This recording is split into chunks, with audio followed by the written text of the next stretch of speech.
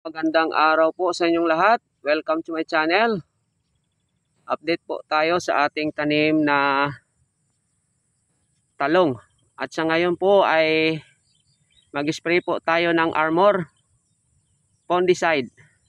Dahil kakatapos lang po ng ulan, no? Halos 3 days na umulan-ulan sa amin. Kaya apply kaagad tayo ng Armor para hindi tayo mapasukan ng mga punggos. Ayan po ang gamit natin, no? Bago naman yan yung Armor. Subukan natin po yan at talagang napanood natin yan na talagang maganda din sa talungan, no? Update po tayo sa araw ng January 24, 2025, no? Ito ngayon yung ating tanim. Ang ganda ng panahon ngayon, ha? Maaraw na. Nandyan yung araw. Talagang matinding init naman to. At ayan po yung ating tanim na talong. Naka-recover na rin din sa matinding ulan nung nakaraang mga linggo na grabe talagang ulan.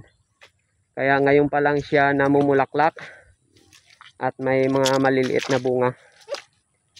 At yung bunga na medyo baliko dahil na-stress sa matinding ulan.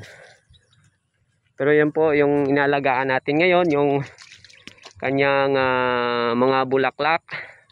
Yan, salamat sa ating Panginoon na maraming bulaklak ang ating tanim at mayabong na rin. No, maraming sanga, healthy, green na green ang ating dahon. Ayan po. Ayan po ang ating tanim.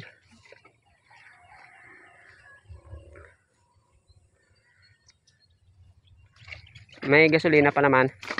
Buhusan mo muna.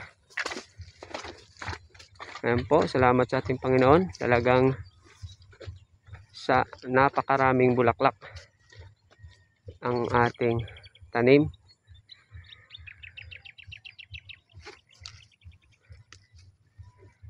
At every week po tayo nagpo-fungicide. At ang gamit natin ay iba-iba para hindi naman ma-immune. At ang ating ginagawa lang dito ay laging nandito tayo. Titingnan natin kung anong mga problema. At every week din tayo nag-aabuno. At sa isang linggo ay 2 beses tayo mag-foliar. At laging nang naulan kasi kaya hindi ang diskarte natin ay hindi tayo nag-aabuno ng matapang dahil sa tag-ulan ay stressed. Kaya yung gawa natin ay foliar lang. Sa isang linggo to 2 beses tayo nagpo-foliar. Ayan po yung ating tanim sa ngayon. Please subscribe naman po sa ating YouTube channel, sa ating Facebook page. Salamat po sa inyo at mag-spray na po kami. Naway ingatan tayo ng ating Panginoon.